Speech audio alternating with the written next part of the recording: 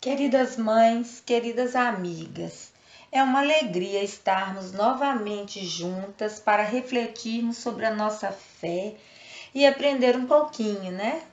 Hoje nosso estudo é sobre a Eucaristia nas Sagradas Escrituras, dando continuidade ao nosso caminho de santidade no ano da Eucaristia. Que o Espírito Santo nos ilumine. Nós estamos no mês de setembro, né, que é o mês que a igreja celebra o mês da Bíblia.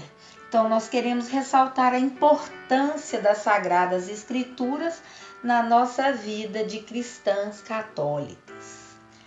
A palavra de Deus é que nos ilumina, que nos guia, nos orienta, nos cura, nos revela os mistérios de Deus e também nos consola, né? Então, na palavra de Deus, nós podemos encontrar uma palavra viva e atual e orientação para praticamente todas as situações da nossa vida. Então, nós podemos tranquilamente falar que a palavra de Deus é o nosso alimento espiritual e que a palavra de Deus é uma palavra de salvação e são palavras de vida eterna, né? As próprias Escrituras também ressaltam a importância da palavra de Deus, né? Lá no Salmo 118, a gente sempre fala aqui, nos diz assim, que a sua palavra, Senhor, ela é uma luz para os nossos passos, né? Então, a palavra de Deus, ela ilumina a nossa caminhada. E tem diversas outras passagens, né? Como, por exemplo, lá em Hebreus, fala que a palavra de Deus é como uma espada de dois gumes que corta até os fundamentos. Isaías nos fala que a palavra de Deus é como a chuva que cai e que não volta sem produzir seus frutos, né? Então, a Bíblia precisa fazer parte da nossa vida, né? A Bíblia precisa de ser alguma coisa que a gente tenha no nosso dia a dia.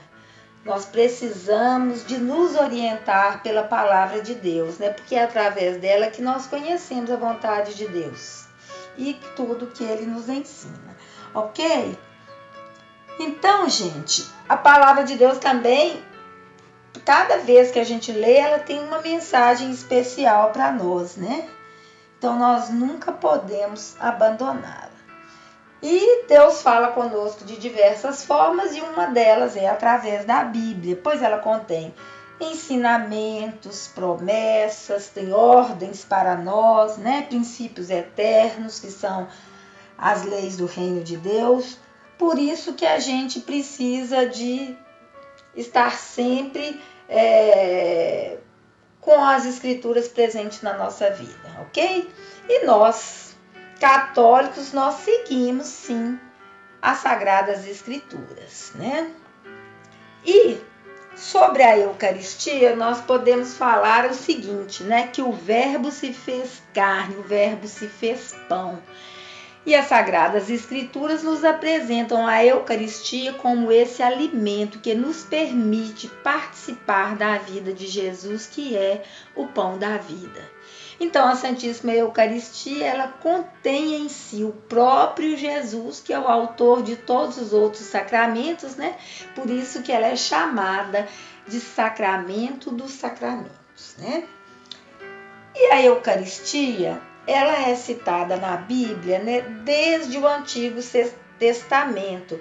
A Eucaristia, ela foi prefigurada lá no livro do Êxodo pelo maná com que Deus alimentava o povo que atravessava o deserto, né? Ele mandava o pão do céu para alimentá-los, né? Mas ele mesmo ressalta que o maná era para alimentar o corpo físico, né? Pois ele nos diz que o pão que ele iria nos dar não era como aquele pão que os nossos pais comeram no deserto e morreram, né? Que ele haveria de nos dar um pão que nos levasse até a vida eterna, ok? Então, gente, Jesus, nós sabemos que ele não deixou nada escrito. Nós cremos, né, que a Bíblia foi escrita por inspiração divina, que as pessoas que escreveram a Bíblia, elas tiveram uma orientação do Espírito Santo, ok? Sobre a Eucaristia, nós encontramos nos Evangelhos os textos chamados de textos institucionais, né? Da instituição da Eucaristia. E esses textos, eles falam mais ou menos as mesmas coisas, com pouquíssimas diferentes. Então, vamos ver quais são. Marcos, capítulo 14, de 22 a 25, Mateus, capítulo 26, de 26 a 29, e Lucas, capítulo 22, de 15 a 20. E esses evangelhos, eles são chamados de evangelhos sinóticos, exatamente, né, por dizerem praticamente as mesmas coisas, com pouquíssima diferença, né? Por quê? Porque Mateus e Marcos, eles seguiam o pensamento da igreja de Jerusalém. Já Lucas e Paulo, né, nós vamos falar também daqui a pouquinho da contribuição dele, eles seguiam o pensamento dos cristãos de Antioquia. Então, o que os evangelhos falam? Eles dizem assim, que Jesus mesmo foi quem falou: tomai e comei, isto é o meu corpo. Tomai e bebei, este é o meu sangue. Então, Jesus falou claramente, né, a respeito.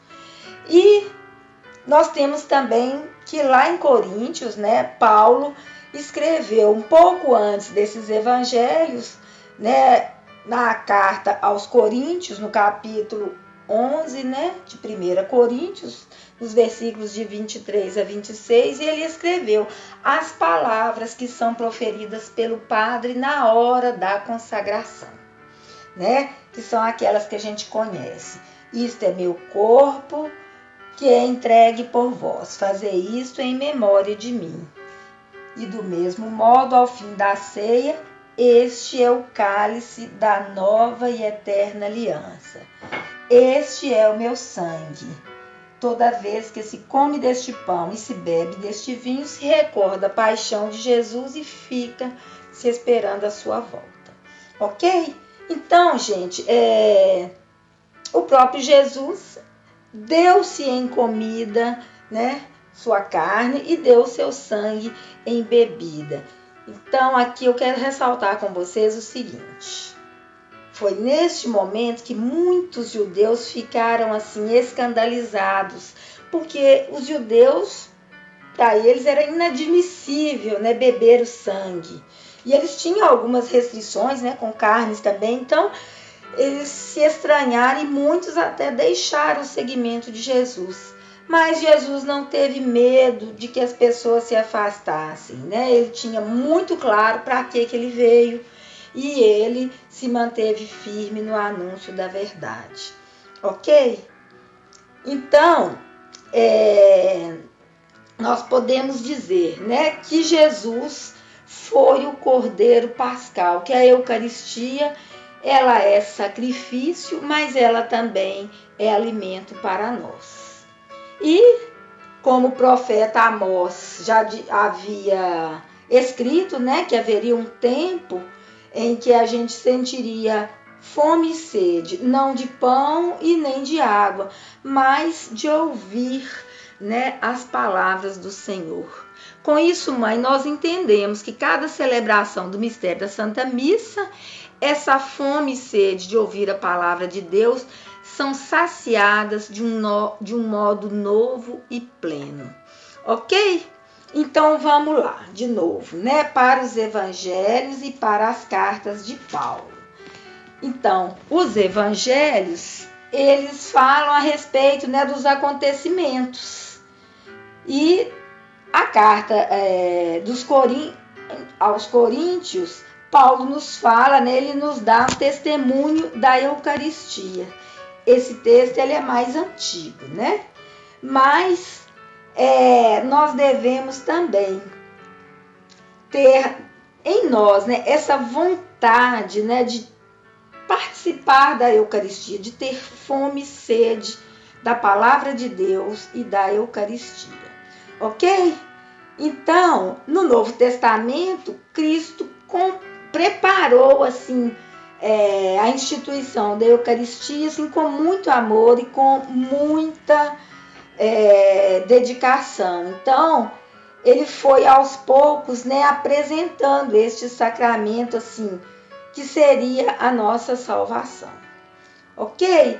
Então, é importante também a gente lembrar do seguinte, lá em João, no capítulo 6, Jesus nos explicou o que seria a Eucaristia, né? Ele mesmo falou, né? Eu sou o pão da vida, e quem comer a minha carne terá a vida eterna. Então, gente, aqui a gente vai entender, né, que Jesus falou de uma forma muito clara que ele é o pão da vida, que o pão que nos leva para a vida eterna é o corpo dele, é o sangue dele, né? Então a gente pode observar, né, que isso tudo é muito grandioso, que isso tudo é muito maravilhoso, que nós precisamos de valorizar. E portanto, gente, nós temos que assim fazer o possível para que os nossos corações possam arder toda vez que a gente pensar na Eucaristia, toda vez que a gente falar na Eucaristia e toda vez que a gente se dirigir à mesa eucarística, né? E nós já vimos aqui que a mesa da palavra, ela se antecipa à mesa eucarística. E como a gente falou no capítulo 6 de João, eu quero lembrar a vocês o seguinte, o capítulo 6 de São João, ele começa quando Jesus multiplica os pães. Então, Jesus queria mostrar, tanto para os discípulos como para nós hoje, que ele tem domínio sobre o pão, que ele tem poder sobre o pão. Logo em seguida, Jesus anda sobre as águas. Então, ele mostra mais uma vez que ele também tem domínio sobre o corpo dele, né? Que ele pode andar pelas águas sem se afundar. E lá, quando ele fala da ceia e fala que eu sou o pão da vida, ele junta tudo, né? Ele junta a questão do alimento com o seu próprio corpo e transforma, né, o seu corpo em alimento de vida eterna para nós, né? Então, gente, é muito amor, né, de Jesus por nós, é muita doação. Isso tudo assim é muito sublime e nós não temos como deixar de valorizar. E eu quero colocar também o que São Jerônimo fala. Ele fala que conhecer as Escrituras é conhecer o próprio Cristo e que ignorá-la é também ignorar o próprio Cristo. Portanto, gente, fica para nós, né, o convite de nunca nos afastarmos da Eucaristia e nem da Palavra de Deus, né, porque elas são para nós caminho de salvação. E São João, ele fala, né, que tudo aquilo que nós ouvimos e vimos, nós temos a graça de poder tocar com as mãos, né? Nós podemos tocar a Eucaristia. E que isso só pode ser mesmo por obra, graça e bondade de Deus para nós, né? Então, este é o motivo pelo qual nós precisamos de lutar para amar cada vez mais a Eucaristia. Então, gente, nós só temos que agradecer a Deus, né? Porque é muita bênção, é muita graça, é muito amor que nós recebemos de Jesus Cristo, né? E que ele seja louvado, amado e glorificado para sempre. Amém?